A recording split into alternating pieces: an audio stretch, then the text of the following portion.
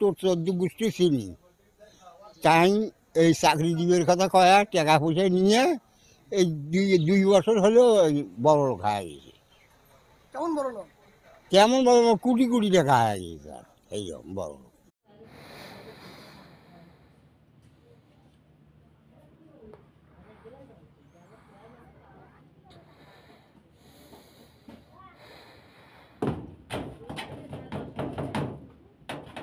সবুজ বলছিলাম ভাই, ভালো আছেন? সবুজ আর কোন সবুজ? চিনতে পারেন নাই? সুমন ভাইয়ের সাথে যে বেড়াই। হ্যাঁ ভাই, কেমন আছেন আপনি? বিপদের দিনে না বড় ভাইদের কেউ না কাছে পাই না ভাই।